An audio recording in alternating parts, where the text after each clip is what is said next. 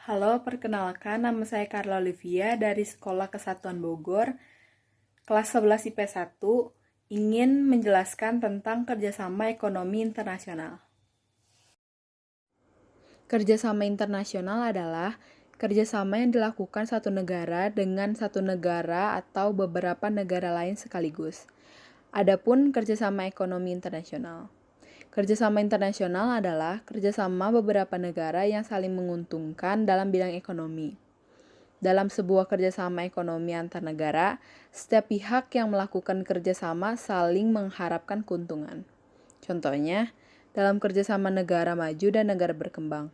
Negara maju membutuhkan bahan untuk diolah atau diproduksi, sedangkan negara berkembang membutuhkan mesin, peralatan, teknologi, dan modal dari negara maju. Ketika menjalankan ekonomi internasional, Indonesia menggunakan politik bebas dan aktif. Manfaat kerjasama ekonomi internasional. Sekarang, Indonesia merupakan salah satu negara berkembang, jadi Indonesia membutuhkan bantuan dari negara lain. Hubungan kerjasama di bidang ekonomi sangat dibutuhkan di Indonesia. Manfaat yang dapat diperoleh dari ekonomi internasional, salah satunya adalah yang pertama ada kemajuan ekonomi. Hal ini dapat dilihat dari aktivitas ekspor dan impor barang dan jasa. Yang kedua, banyaknya barang yang diekspor ke luar negeri menuntut tenaga kerja untuk meningkatkan kecerdasan, keterampilan, dan kreativitasnya. Yang ketiga, tingginya permintaan barang dan jasa. Untuk dalam dan luar negeri dapat menekan harga pokok per unit produksi. Yang keempat, ada kegiatan ekonomi di Indonesia dapat berkembang karena masuknya modal asing. Yang kelima, Indonesia memiliki kesempatan untuk menimba ilmu, pengetahuan, dan teknologi dari negara maju. Bentuk-bentuk kerjasama ekonomi internasional terdiri dari 5, yaitu yang pertama, ada kerjasama ekonomi bilateral. Kerjasama ekonomi bilateral adalah kerjasama ekonomi yang terjadi antar dua negara. Salah satu contoh kerjasama ekonomi bilateral adalah kerjasama Indonesia dengan Korea Selatan.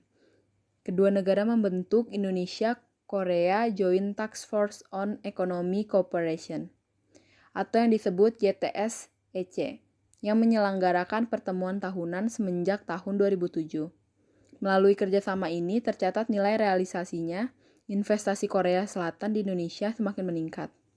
Pada tahun 2013, nilai investasi dari Korea Selatan mencapai 2,2 miliar AS. Yang kedua ada kerjasama ekonomi regional. Kerjasama ekonomi regional merupakan bentuk kerjasama ekonomi antara beberapa negara dalam suatu kawasan tertentu. Contohnya ada ASEAN, ASTA, dan APEC. Yang ketiga ada kerjasama ekonomi multilateral. Kerjasama ekonomi multilateral adalah suatu kerjasama antara dua negara atau lebih dan tidak dibatasi oleh wilayah tertentu, tetapi lebih bersifat internasional, seperti ILO dan IMF.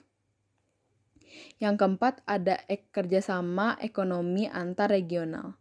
Kerjasama ekonomi antar regional adalah kerjasama antara dua regional atau lebih lembaga-lembaga ekonomi regional, seperti kerjasama antara ASEAN dan Uni Eropa. Yang terakhir, ada kerjasama ekonomi berdasarkan tujuan dan lapangan usaha. Kerjasama ekonomi itu tidak terbatas pada wilayah dan hubungan internasional saja, tetapi juga ada kerjasama yang dibentuk atas dasar tujuan dan lapangan usaha. Contohnya adalah OECD dan OPEC.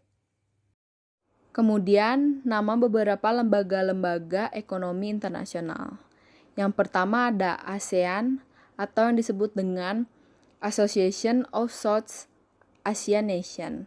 Kemudian ada APEC, Asia Pacific Economic Cooperation. Ada APO, ASEAN Productivity Organization.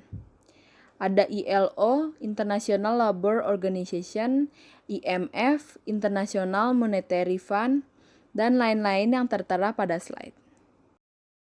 Sekian presentasi dari saya, terima kasih.